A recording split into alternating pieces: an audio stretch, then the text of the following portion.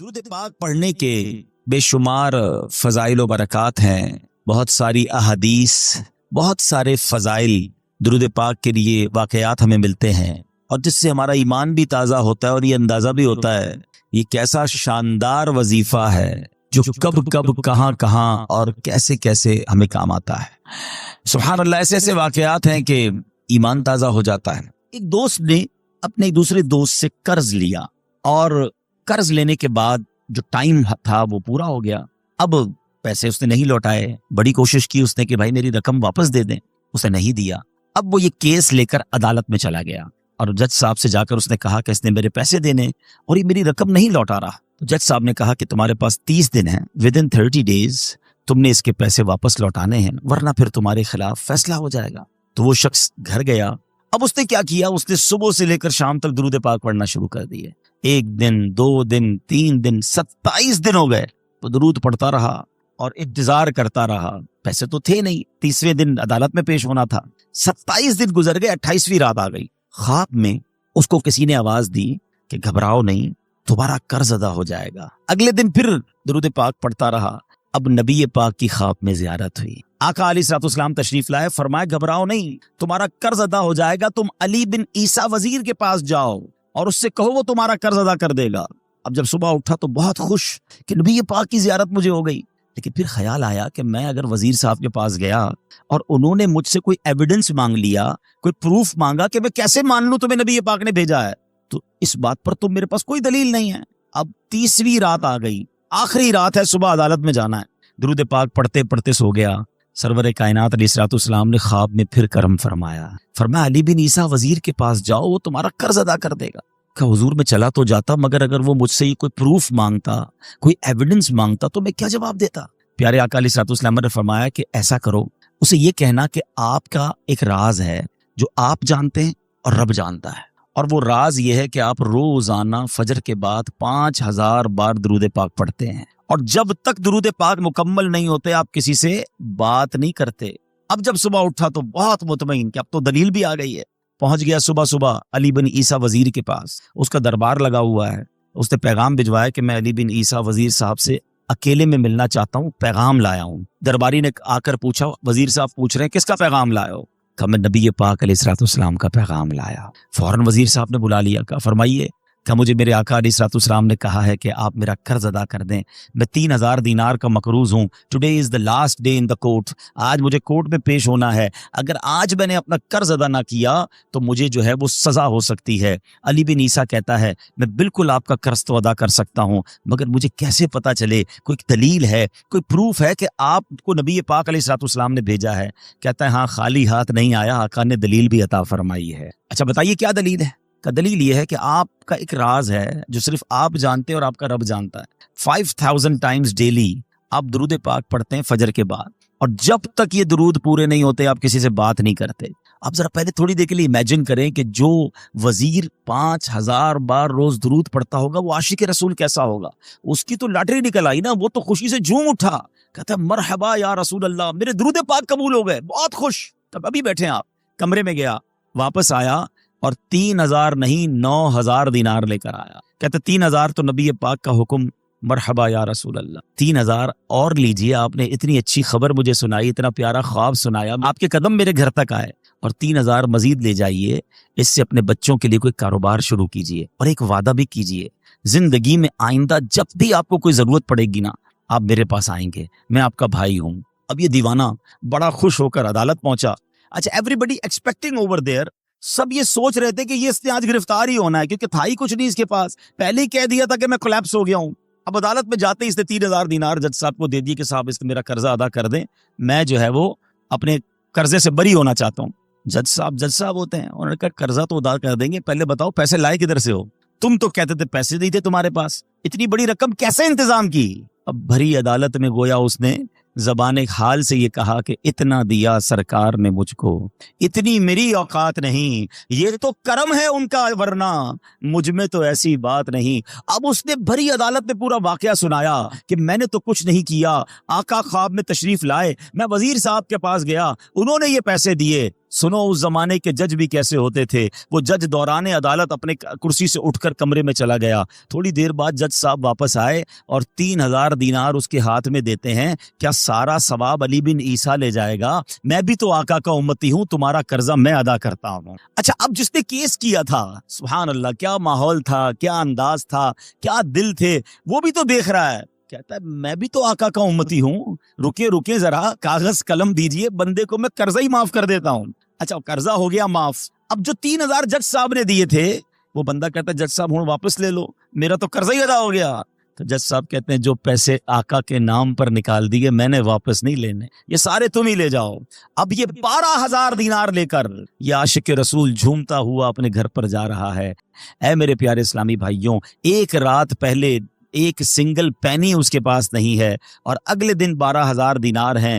درود پاک وہ وظیفہ ہے جو دل سے پڑھا جائے تو سبحان اللہ یہ مصیبتوں کو ٹالنے والا وظیفہ ہے, یہ پریشانیوں کو دور کرنے والا وظیفہ ہے. اور یہ میں نہیں کہہ رہا, خود سرور کائنات علیہ الصلوۃ والسلام کی حدیث ہے جس کا مضمون ہے کہ جو پریشانیوں میں ہو, جو مصیبتوں میں ہو, اس کو چاہیے کہ مجھ پر درود پڑھے, کہ درود پریشانیوں کو لے جاتا ہے, مصیبتوں کو لے جاتا ہے. ایک شاعر نے کیا خوب لکھا ہے, اور واقعی حق لکھا ہے, ہر درد کی دوا ہے صلی علی محمد, ہر درد کی دوا ہے صلی علی محمد, تعویذ ہر بلا ہے صلی علی محمد. درود پاک کو نہ چھوڑیں, درود پاک کو تھام لیں, اپنی زندگی کا حصہ بنائیں.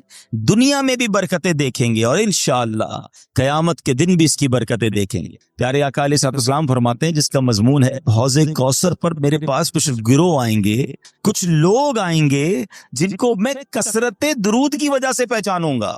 تو درود پڑھیں گے تو پہچان ہوگی نا, ہے انشاءاللہ. تو درود پڑھیں گے انشاءاللہ. آئیے مل کر محبت کے ساتھ بآواز بلند درود پاک پڑھیں. صلو علی الحبیب صلی اللہ تعالی علی محمد صلی اللہ علیہ وسلم. اسلام کے پہلے خلیفہ حضرت ابوبکر صدیق رضی اللہ تعالیٰ عنہ یار غار بھی ہیں, یار مزار بھی ہیں, عاشق اکبر ہیں. مرتبہ کیا ہے؟ افضل البشر بعد الانبیاء, یعنی کائنات میں انبیاء اور رسل کے بعد اگر کوئی سب سے افضل ہستی ہے تو وہ سیدنا صدیق اکبر رضی اللہ تعالیٰ عنہ کی ذات ہے. اچھا, آپ ایمان سب سے پہلے لانے والوں میں سے ہیں, آپ بہت بڑے بزنس مین بھی تھے. میں آج آپ کی 2 بڑی کمال کی بزنس ڈیلز بتانا چاہتا ہوں جس پر آپ کو ٹونٹ کیا گیا, جس پر آپ کو طنز کیا گیا. آج کسی کاروباری آدمی کو کوئی دوسرا کاروباری آدمی کہے کہ یار تم بڑے کاروباری بنتے ہو, اتنا مہنگا سودا لے آئے ہیں, ایسا گھٹیا مال لے آئے, اتنا گھاٹے کا سودا کیا, تو بزنس مین کو فیل ہوتا ہے کہ یار دوسرے لوگ میرے بارے میں کیا باتیں کر رہے ہیں, یہ بڑے کمال کے بزنس مین تھے. مگر آپ کی زندگی میں جو 2 واقعات میں آج بیان کرنے جا رہا ہوں, دونوں واقعات میں کچھ ایسی ڈیلز ہوئی, کچھ ایسے سودے ہوئے جس پر آپ پر باقاعدہ طنز کیا گیا, آپ پر ٹونٹ کیا گیا. مگر صدیق اکبر نے جو جواب دیا نا اور جو کام کیا, یقین کریں ایمان تازہ ہو جاتا ہے. ایک سودا تو آپ نے کیا, وہ کون سا سودا تھا کہ ایک بہت بڑے عاشق رسول, ایسے عاشق رسول جو آج عاشقوں کے امام ہیں, وہ کوئی اور نہیں ہے, ہم سب کی آنکھوں کے تارے حضرت بلال حبشی رضی اللہ تعالیٰ عنہ. ایمان قبول کیا. اب حبشہ کہاں ہے پہلے یہ پتا ہونا چاہیے. حبشہ ایتھوپیا کو کہتے ہیں, آج کے دور میں ایتھوپیا جو ہے وہ حبشہ تھا پہلے, ٹھیک ہے. اب حبشہ, اچھا یہ بھی شاید بہت ساروں کو نہیں پتا کہ مکہ پاک کے بعد سب سے پہلے جہاں اسلام پہنچانا وہ حبشہ ہے. پچھلے دنوں مجھے ایتھوپیا جانے کا موقع ملا تو وہاں کے لوگ بڑے فخر سے ایک جملہ کہتے ہیں کہ ہمارا وطن دار الہجرہ ہے, یہ ہجرت والا ملک ہے, اور مکے کے بعد سب سے پہلے دنیا میں کہیں اسلام پہنچا ہے تو وہ حبشہ میں پہنچا ہے. ہمارے وطن سے حضرت بلال حبشی تھے, ہمارا وہ وطن ہے جہاں عثمان غنی رضی اللہ تعالیٰ عنہ ہجرت کر کے تشریف لائے تھے, اور وہ عظیم نجاشی بادشاہ جنہوں نے یہ واقعہ پڑھا ہوگا وہ بھی وہاں پر حبشہ میں تھے. تو بہرحال اب وہ حضرت بلال مکے نبی پاک کی غلامی اختیار کی, کلمہ پڑھ لیا. اب آپ چونکہ غلام تھے, اس زمانے میں غلام آقا کے قبضے میں ہوا کرتا تھا, ان کا آقا تھا امیہ. اچھا, امیہ بڑا ظالم شخص تھا, وہ حضرت بلال حبشی کو بہت مارتا تھا کہ اللہ کا انکار کر دو, اسلام کا انکار کر دو. حضرت بلال حبشی جو ہے وہ منع کرتے تھے کہ میں رب کا انکار نہیں کر سکتا, وہ بہت مارتا تھا. جو مکے مدینے گئے ہیں انہیں پتا ہے کہ جب گرمی شریف و عروج پر ہوتی ہے تو گرمی کا عالم کیا ہوتا ہے. تو مکے کی گرمی میں تپتے ریگستان میں حضرت بلال کو وہ لٹاتا تھا, سینے پہ پتھر رکھتا تھا ریگستان کے اندر, اور کہتا تھا کہو اللہ ایک نہیں ہے، یا اللہ کا انکار کرو آپ اللہ احد اللہ ایک ہے کے نعرے بلند کرتے۔ اب پیارے آقا جب ایک دو بار وہاں سے گزرے، دیکھا کہ حضرت بلال پر بڑا ظلم ہو رہا ہے، آپ کی آنکھیں بھیگ آئیں ہیں، آپ کو بڑا افسوس ہوا، بڑی محبت کرتے تھے حضرت بلال سے، مگر وہ ظالم آقا تھا اس کا۔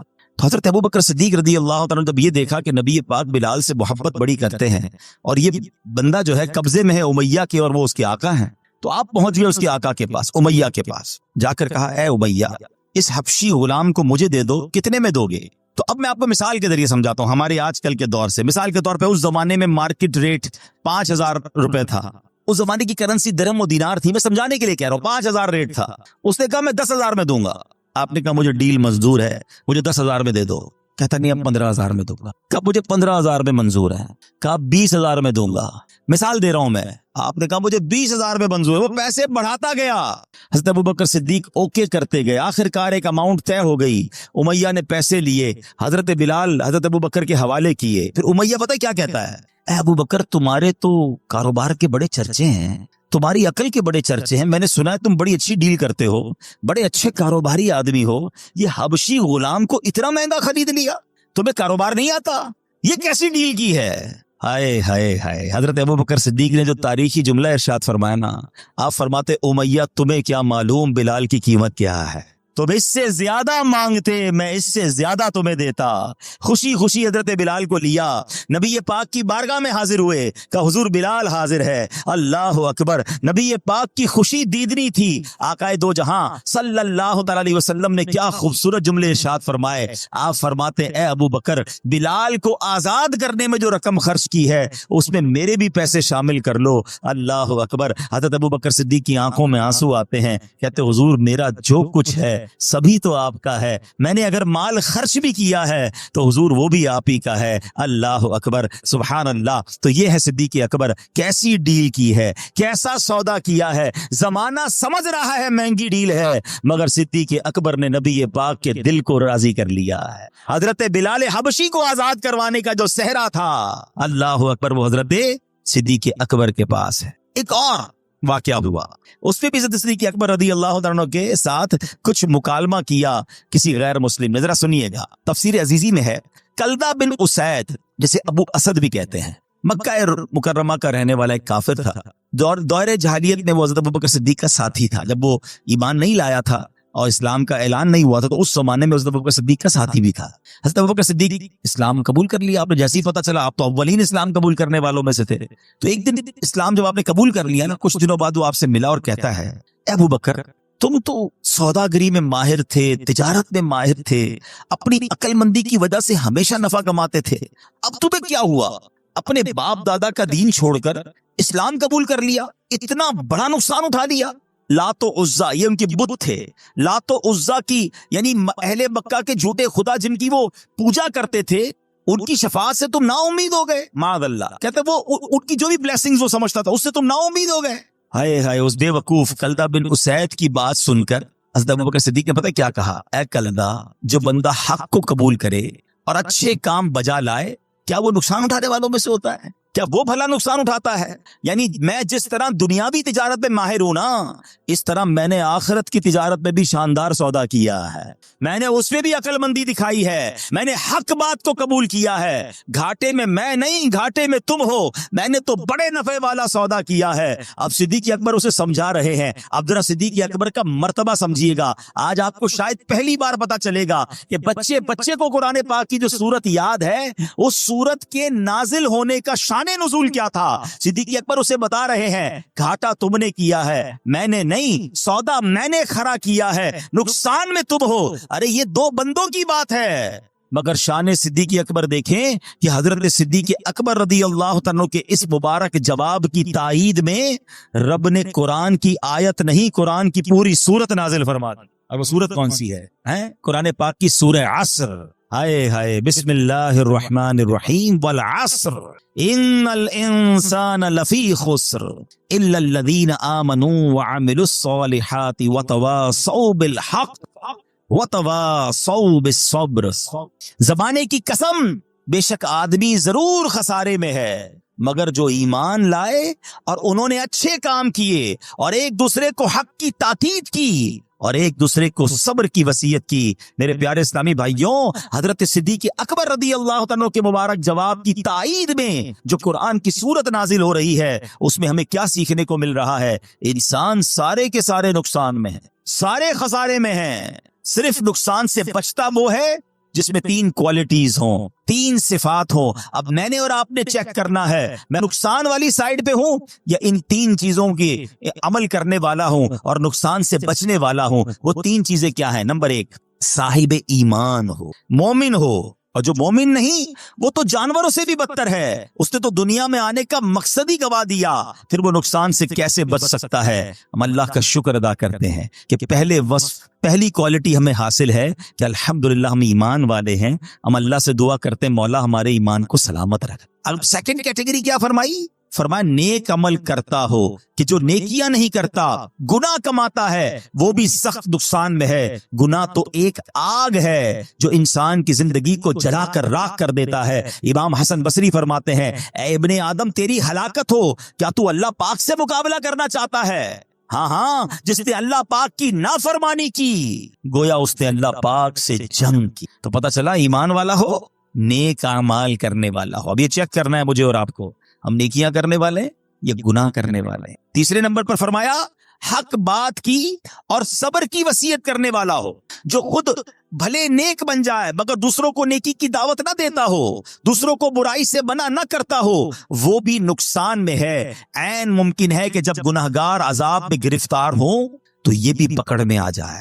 تو اب یہ بات سمجھنی ہے کہ ایمان والا نقصان میں نہیں، نیکیاں کرنے والا یہ نقصان سے بچ جائے گا، اور دوسروں کو بھی نیکی کی دعوت دے، دوسروں کو بھی اچھی باتیں بتائے، یہ نقصان سے بچنے والا ہے۔ ہمیں چیک کرنا ہے کہ یہ تینوں اوصاف ہمارے اندر ہیں کہ نہیں۔ قرآن کریم کی ایک مختصر سورت ہے، یہ مبارک سورت والعصر مکہ مکرمہ میں نازل ہوئی۔ اس میں صرف ایک رکوع ہے، 3 آیتیں ہیں، 14 الفاظ ہیں اور 68 حروف ہیں۔ حضرت ابی بن کعب رضی اللہ تعالیٰ عنہ سے روایت ہے، رسول ذیشان مکی مدنی سلطان صلی اللہ تعالیٰ علیہ وسلم نے فرمایا، جو سورہ عصر پڑھے اللہ پاک اس کے لیے صبر پر مہر لگا دے گا اور روز قیامت اہل حق کے ساتھ ہوگا۔ اتنی مختصر سورت اور اتنے فضائل، شاندار لیسن، زندگی گزارنے کا گویا طریقہ بیان کر دیا گیا اس مختصر صورت میں۔ بظاہر تو بڑی مختصر صورت ہے مگر کاش ہم اس کو سمجھنے والے بنے۔ امام محمد بن ادریس شافعی رحمۃ اللہ تعالی علیہ، امام شافعی اس مختصر صورت کے بارے میں کیا فرماتے ہیں کہ آپ فرماتے ہیں اگر لوگ اس ایک صورت میں غور و فکر کریں تو یہی ان کے لیے کافی ہے۔ ایک صورت ہی قرآن کی کافی ہے زندگی گزارنے کے لیے، آپ ہی کا فرمان ہے۔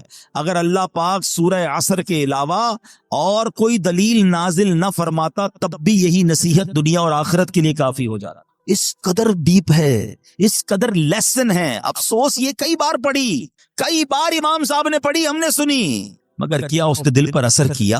انڈرسٹینڈ ہی نہیں کرتے ہم قرآن، ترجمہ تفسیر سے پڑھتے ہی نہیں ہے، حالانکہ کتنا کمال کا میسج ہے۔ اللہ اکبر۔ اچھا، اب ہم یہ کہہ رہے ہیں کہ 14 الفاظ، 3 آیتیں اور اتنا سبق۔ آگے چلیے، سورہ عصر کی اہمیت کا اندازہ یہ لگانا ہوگا کہ اسے یاد رکھنا، بار بار دہراتے رہنا چاہیے۔ طبرانی شریف میں ہے کہ 2 صحابہ کا یہ معمول تھا کہ جب آپس میں ملتے تھے ایک دوسرے کو سورہ عصر سنایا کرتے، والعصر ان الانسان لفی خسر، تاکہ یاد رہے کہ نقصان ہے، یہ انسان خسارے میں چلا جائے گا اگر اچھی باتیں نہیں کرے گا، ایمان پر استقامت حاصل نہیں کرے گا۔ اللہ کرے کہ ہم بھی جب دوست ملے آپس میں، کوئی کسی کو قرآن سنائے، کوئی حدیث سنائے، کوئی آخرت کی بات بتائے۔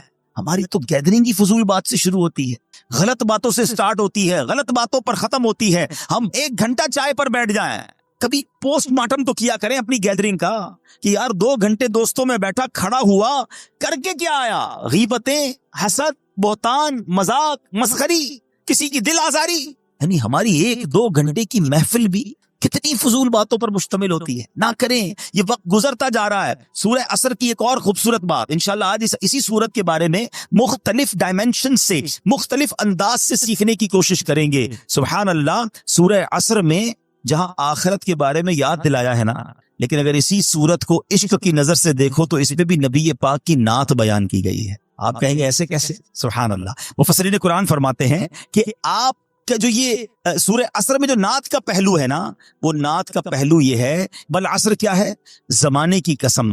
عصر عربی میں زمانے کو کہتے ہیں۔ مفسرین کرام کا ایک قول یہ بھی ہے کہ زمانے سے مراد اللہ پاک کے آخری نبی محمد عربی صلی اللہ تعالی علیہ وسلم کا زمانہ مراد ہے، کیونکہ وہ زمانہ سب سے افضل زمانہ تھا۔ ہاں یہ بات طے ہے، ہر زمانہ میرے حضور کا ہے، لیکن جس زمانے میں میرے آقا موجود ہیں، حالانکہ آخرت کی یاد دلائی جا رہی ہے، مگر یہاں بھی رب نے اپنے محبوب کا ذکر فرمایا کہ میرے محبوب کے زمانے کی قسم۔ کون سے زمانے کی بات کی ہے؟ جس میں پیارے آقا علیہ الصلوۃ والسلام تشریف فرما ہے۔ سیدی اعلیٰ حضرت کیا خوبصورت بات فرماتے ہیں، کہتے ہیں وہ خدا نے ہے مرتبہ تجھ کو دیا، وہ خدا نے ہے مرتبہ تجھ کو دیا، نہ کسی کو ملے نہ کسی کو ملا، کہ کلام مجید نے کھائی شہا، تیرے شہر و کلام و بقا کی قسم۔ اللہ اکبر۔ قرآن جا بجا حبیب پاک علیہ الصلوۃ والسلام کی قسم ارشاد فرماتا ہے، اپنے نبی کا ذکر میرے رب نے قرآن میں جا بجا فرمایا،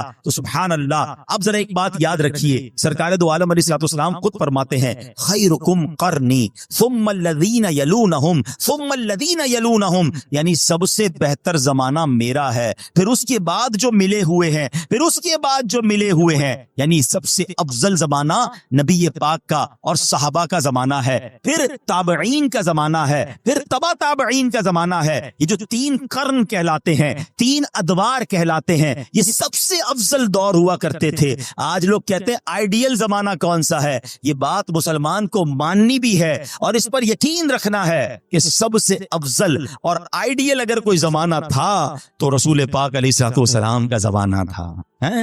جس وقت تھے خدمت میں ان کی بو بکر و عمر عثمان و علی۔ سوچو تو صحیح کیسا زمانہ تھا، کیسا دربار تھا۔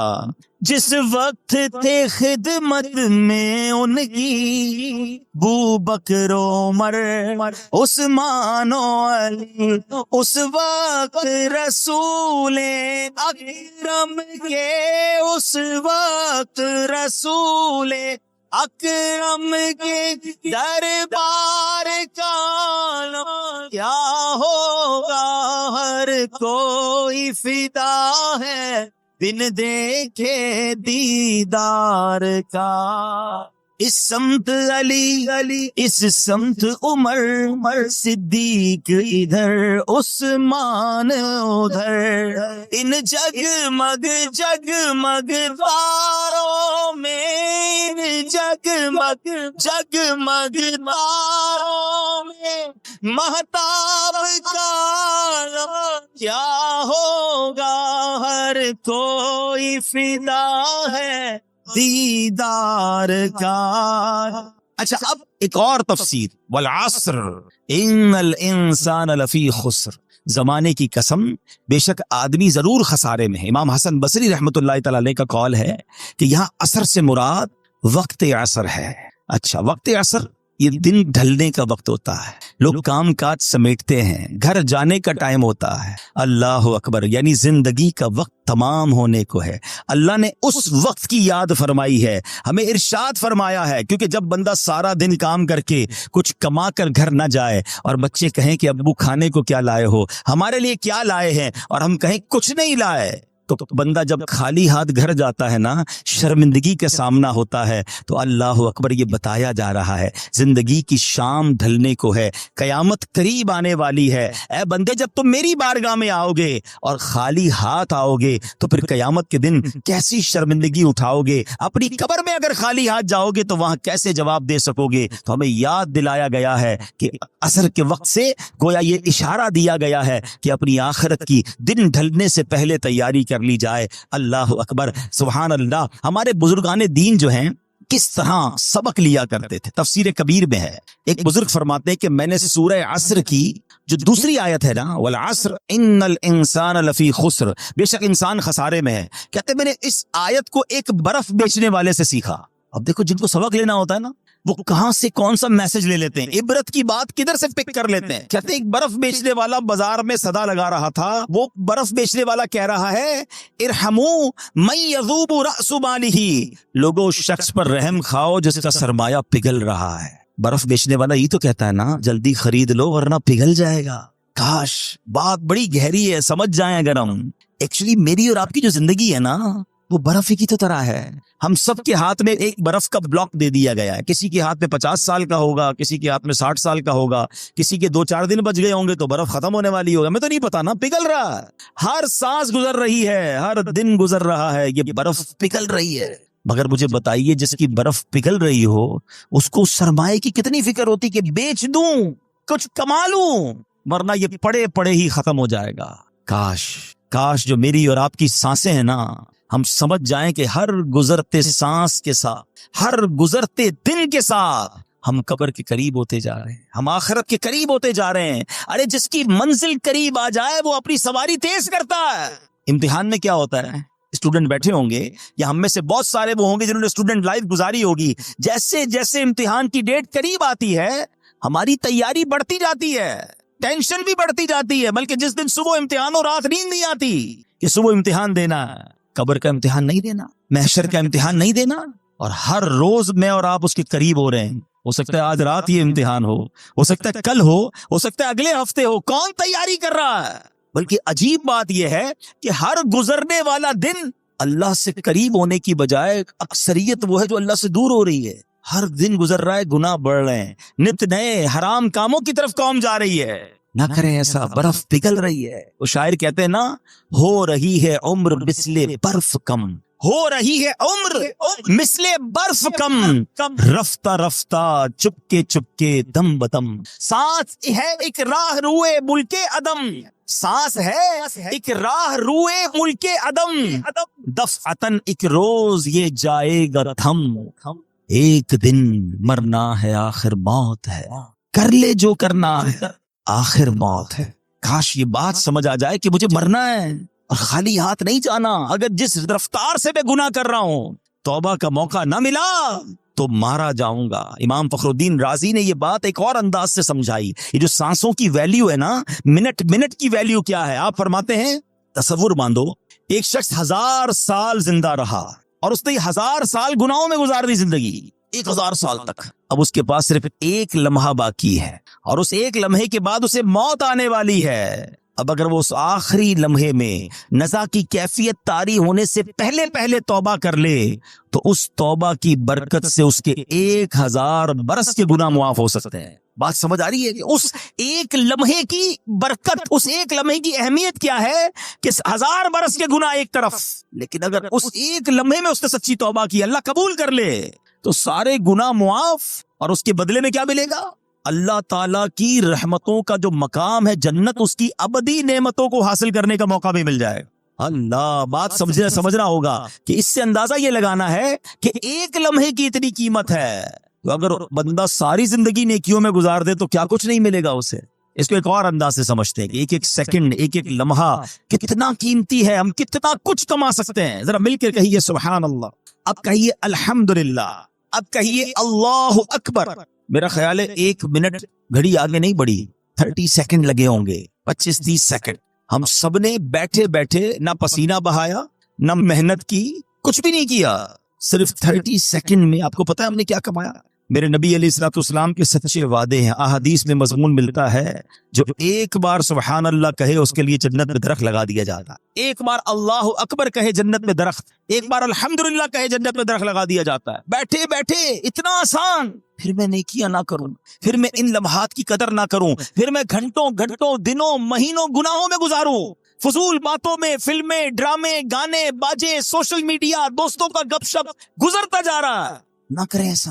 روایتوں میں مضمون ملتا ہے کہ مرنے کے بعد نیک بھی پچھتائے گا، گناہگار بھی پچھتائیں گے. عرض کی گئی یا رسول اللہ صلی اللہ تعالی علیہ وسلم، گناہگار پچھتائے گا، یہ تو بات سمجھ آ رہی ہے، گناہ ہیں اس کے، خطائیں ہیں، نیک کیوں پچھتائے گا؟ ارشاد ہوا نیک اس لیے پچھتائے گا کہ جب اپنے فضول اوقات یاد کرے گا اور اپنی نیکیوں کا جب اجر دیکھے گا نا کہ نمازوں کا اتنا ثواب، نیکیوں کا اتنا ثواب، کاش میں نے جو فضول باتیں کی تھی، فضول ٹائم ضائع کیا تھا وہ بھی نہ کرتا تو اس کا ثواب بھی مجھے مل جاتا. تو بعد میں پچھتانے سے بہتر نہیں ہے بندہ ابھی نیکیاں کر لے، ابھی اپنے وقت کا فضول استعمال نہ کرے. قرآن جگہ جگہ جھنجھوڑ رہا ہے. ایک جگہ ارشاد ہوتا ہے یا ایھا الانسان انک کادح الی ربک قدحا فملاقی، قرآن کہتا ہے اے انسان بے شک تو اپنے رب کی طرف دوڑنے والا ہے، پھر اس سے ملنے والا ہے۔ تفسیر نور عرفان میں ہے یعنی اے انسان تیرا ہر سانس تجھے موت سے اور رب کے ملنے سے قریب کر رہا ہے۔ ہم اپنے سفر کی طرف بڑھ رہے ہیں، اپنی منزل کی طرف بڑھ رہے ہیں، مگر کاش یہ احساس بھی تو بن جائے نا کہ جب اللہ کی بارگاہ میں جانے کا وقت آگے کی طرف جا رہا ہوں تو تیاری بھی ساتھ ساتھ کرتا جاؤں، میں زیادہ نیکیاں کماتا جاؤں۔ حضرت رابعہ بصریہ کا ایک واقعہ سنیے گا، یہ بات اور آپ کو ڈیفائن ہو جائے گی کہ جب ہم ادھر ادھر فضول کام کرتے ہیں تو کتنا بڑا لاس کرتے ہیں۔ آپ کامل ولیاں ہیں، بہت بڑا نام ہے، یعنی اولیاء کے مقامات میں بھی آپ کا مقام بڑا اونچا ہے۔ ایک رات سحری کا وقت خود فرماتی ہے کہ میں تسبیحات پڑھ رہی تھی، اللہ کا ذکر کر رہی تھی، کرتے کرتے میری آنکھ لگ گئی۔ خواب میں دیکھا کہ ایک ہرا بھرا درخت ہے جو اتنا بڑا اور حسین ہے کہ بیان نہیں کیا جا سکتا، اس پر 3 قسم کے پھل لگے ہوئے ہیں۔ میں نے دنیا میں ایسے پھل نہیں دیکھے تھے، کچھ پھل سفید تھے، کچھ سرخ تھے، کچھ زرد، اور سب اس درخت میں چاند سورج کی طرح چمک دمک رہے تھے۔ فرماتی مجھے وہ درخت بہت اچھا لگا، میں نے کسی سے پوچھا یہ کس کا ہے؟ تو کہنے والے نے کہا یہ آپ کا ہے، یہ ان تسبیحات کا بدلہ ہے جو آپ ابھی پڑھ رہی تھی۔ تو آپ فرماتی میں نے درخت کے ارد گرد گھومنے لگی تو دیکھا کہ کچھ سنہرے رنگ کے جو پھل تھے نا وہ زمین پہ پڑے ہوئے تھے، تو میں نے کہا کہ یہ پھل بھی درخت کے ساتھ موجود ہوتے تو کتنا ہی اچھا تھا۔ تو جواب کیا ملا کہ یہ وہی لگے تھے، یہ لگے تو درخت پہ ہی تھے، مگر تسبیح کرتے ہوئے جب آپ سوچنے لگی تھی نا کہ گندا ہوا آٹا خمیرہ ہو گیا یا نہیں، اس وقت یہ پھل گر گئے تھے۔ سمجھ آ رہی ہے بات؟ اللہ کی ولیاں ہیں، تسبیح کر رہی ہیں، مگر تسبیح کرتے کرتے اپنے آٹے کا خیال آ گیا ہے، ذہن کہیں اور چلا گیا، اللہ کی جو کہتے ہیں توجہ اللہ کی طرف جو تھی یا جو ذکر کی طرف توجہ تھی وہ دھیان کہیں چلا گیا۔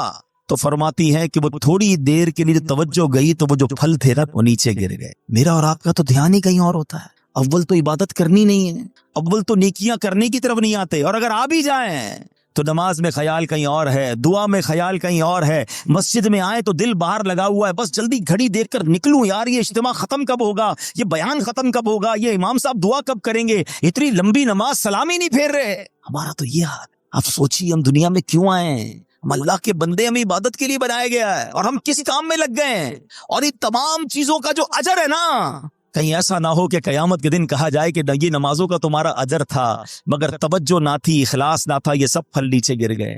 تم نے صدقے تو دیے، تم نے خیرات تو کی، تمہیں اتنا پہاڑ جتنا ثواب ملنا تھا، مگر اس خیرات اور اس صدقے میں تمہاری نیت اللہ کی رضا نہیں بلکہ واہ کی نیت تھی، لوگوں کو دکھانا تھا، یہ پہاڑ جتنی نیکیاں تمہاری ڈیلیٹ کر دی گئی۔ کتنی حسرت ہوگی۔ رمضان کے روزے رکھے تھے تم نے، گرمیوں میں بھی رکھے، سردیوں میں بھی رکھے، یہ تمہیں پہاڑ جتنی نیکیاں ملنے والی تھی، مگر ان روزوں میں تم نے گناہ بھی ساتھ کی، ان روزوں میں اللہ کی نافرمانیاں بھی کی، پھر کدھر جائیں گے ہم؟ خدا را اپنے آپ پر رحم کیجئے، جن کاموں میں ہم لگ گئے نا، جو گناہوں کی عادتیں ہم پال بیٹھے ہیں، ہمارا دل جو ہے اس وقت حرام کاموں کی طرف لپک لپک کر جا رہا ہے، ایسا نہ کریں۔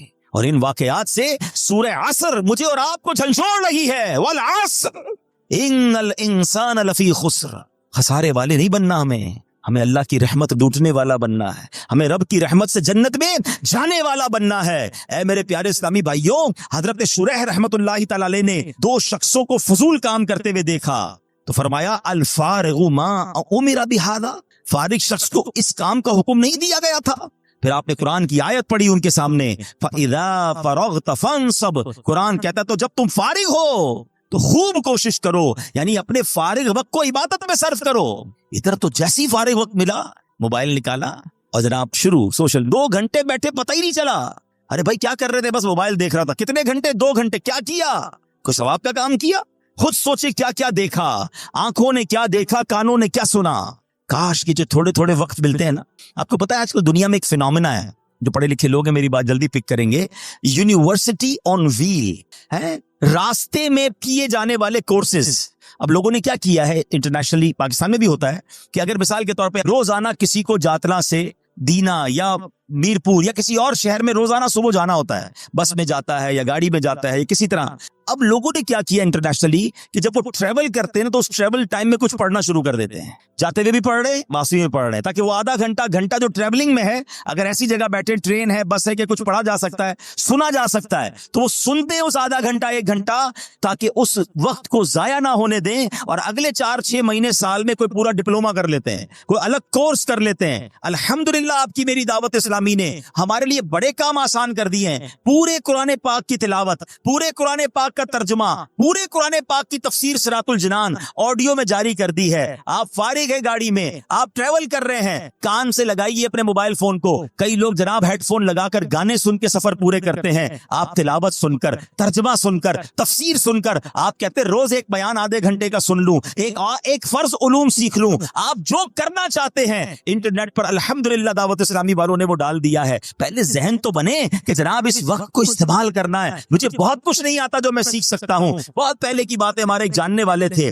وہ کہتے ہیں میں اپنی فیکٹری جاتا ہوں, 1 گھنٹہ گاڑی جلا کر جاتا ہوں, 1 گھنٹہ واپس آتا ہوں. میں نے کیا کیا ہے, اپنی گاڑی میں قرآن پاک ترجمے کے ساتھ رکھ لیا ہے. کنز الایمان کا ترجمہ اس زمانے میں جاری ہوا تھا. وہ کہتے ہیں جاتے ہوئے 1 پارہ سنتا ہوں, واپسی میں 1 پارہ سنتا ہوں. ہر 15 دن بعد میرا گاڑی میں ختم قرآن ہو جاتا ہے. کہتے ہیں اتنی بار سن لیا قرآن کہ اب مجھے امام صاحب تلاوت کرتے ہیں تو قرآن سمجھ آنے لگ گیا ہے کہ اس آیت کا ترجمہ کیا ہے. کتنا شاندار ذہن تھا. وقت میں کیوں ضائع کروں؟ اگر ہمارا ذہن بن جائے, مثال دیتا ہوں, ہمارا کوئی دوست ہمیں کہے یار ذرا بیٹھنا, میں آ رہا ہوں 10 منٹ میں, ہمارا فوری طور پہ رپلائی کیا ہوتا ہے, ٹھیک ہے آپ آئیے. ہم کیا کرتے ہیں 10 منٹ میں, موبائل نکلے گا اور 10 منٹ موبائل دیکھتے رہیں گے. وہ 20 منٹ میں بھی آئے گا, میں پتہ نہیں چلے گا, مگر یہ 10-15-20 منٹ ضائع کر دیے. اگر ذہن ہونا وقت کی قدر کا, یہی موبائل باہر نکلے گا اور اسی موبائل میں اگر قرآن پاک ڈاؤن لوڈ ہوگا تو میرا ذہن بنے گا یار یہ 10 منٹ میں آئے گا, میں 10 منٹ میں سورہ یاسین کی تلاوت کر لوں گا.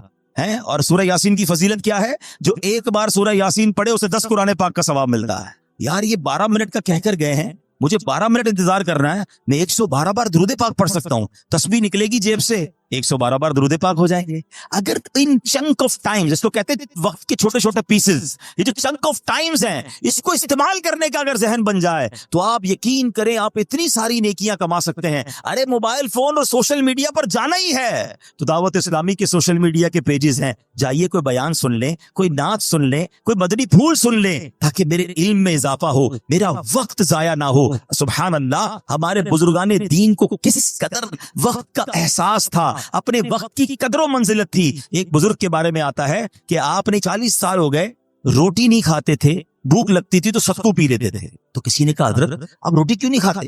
کہتے میں نے کیلکولیٹ کیا, روٹی کھانے اور ستو پینے کے درمیان میں 90 بار اللہ کا نام تسبیح زیادہ پڑھ سکتا ہوں. تو میں نے سوچا روز کھانا کھاؤں گا, روز روٹی کھاؤں گا تو 90 تسبیح کم ہو جائیں گی. ستو پی کر بھی پیٹ بھر جاتا ہے, تو انہوں نے روٹی کھانا چھوڑ دی, ستو پینا شروع کر دیا. ادھر روٹی پہ بیٹھتے تو کھڑے ہی نہیں ہوتے.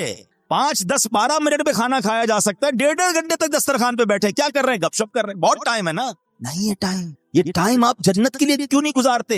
ہمارے پاس مسجد میں آ کر بھاگنے کا ٹائم پھر کیوں ہے؟ یہاں بھی تو تھوڑا ٹائم گزارو نا. اللہ کے گھر میں آ کر کتنے نوافل پڑھے, کتنی تسبیحات پڑھی, مگر یہاں آ کر بے چینی شروع ہو جاتی ہے. تو اے میرے پیارے اسلامی بھائیوں, ہمیں کاش یہ ذہن بن جائے. پلیز سمجھیے قرآن پاک کی یہ سورت جھنجھوڑ رہی ہے, والعصر ان الانسان لفی خسر, انسان خسارے میں ہے. مگر کون خسارے میں نہیں ہے وہ میں نے آپ کو بتا دیا. تو جو ایمان لائے, نیکی کی دعوت دیتے ہیں, گناہوں سے بچتے ہیں, صبر اور ایمان کی تلقین کرتے ہیں, کاش یہ بات سمجھ آ جائے. مبارک ہو مبلغین کو, دعوت اسلامی والوں کو, جو مدنی قافلوں میں جاتے ہیں, جو درس و بیان دیتے ہیں, جو لوگوں کے پاس دکان گھر گھر جا کر نیکی کی دعوت دیتے ہیں.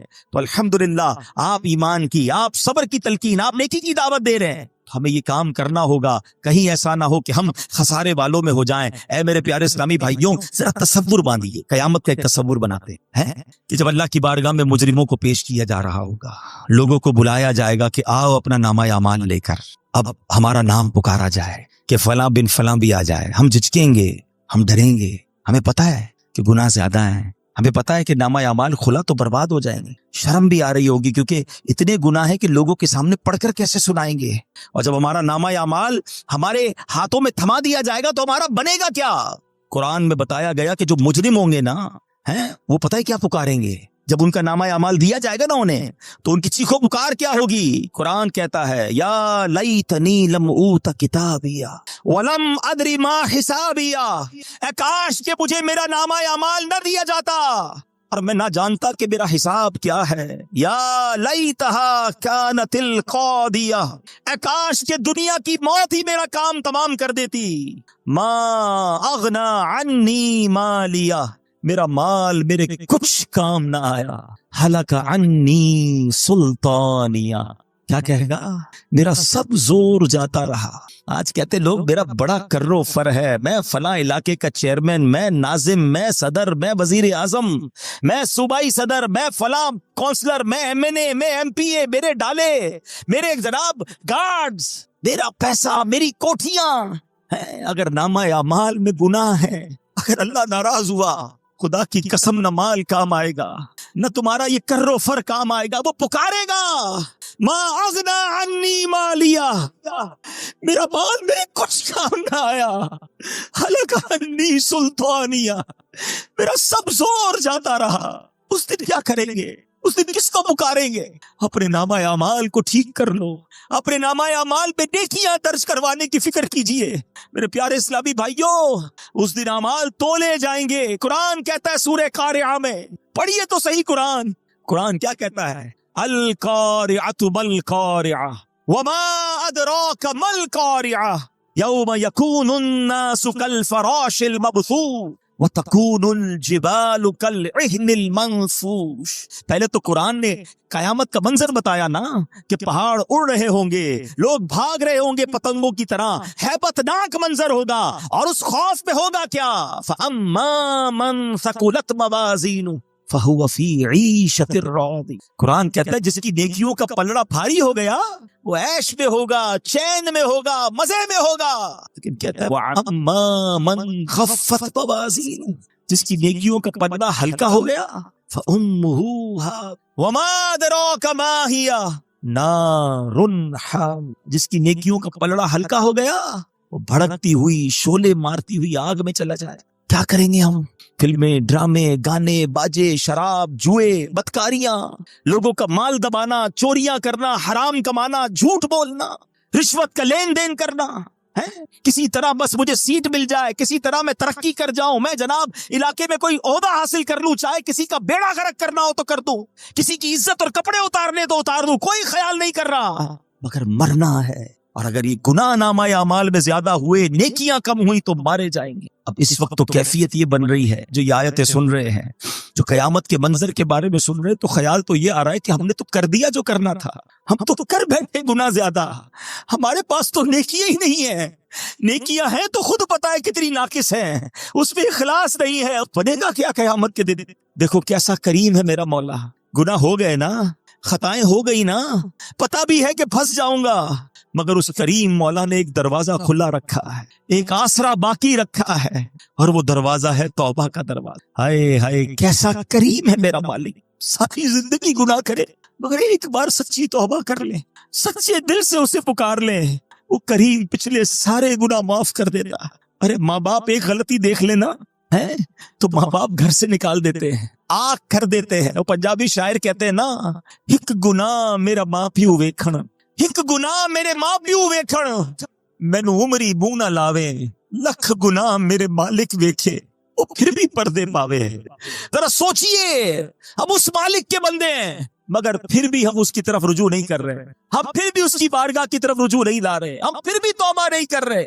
ہمیں یہ تو خوف ہے کہ لوگ نہ دیکھ لیں. ہم یہ کیوں نہیں سوچتے کہ جو اکیلے میں گناہ کر رہے ہیں وہ رب دیکھ رہا. آؤ میرے پیارے اسلامی بھائیوں، آج اپنے رب کو پکاریے اور یہ نیت کیجیے کہ قیامت کے دن مجھے شرمندہ نہیں ہونا ہے. قیامت کے دن نامہ اعمال مجھے سیدھے ہاتھ میں دیا جائے، میرے بائیں ہاتھ میں نہ دیا جائے. یہ ممکن ہے اگر ہم سچی توبہ کر لیں، ہم اچھا ماحول اپنا لیں، ہم اپنی لائف اسٹائل کو تبدیل کریں. میرا مولا بڑا کریم ہے.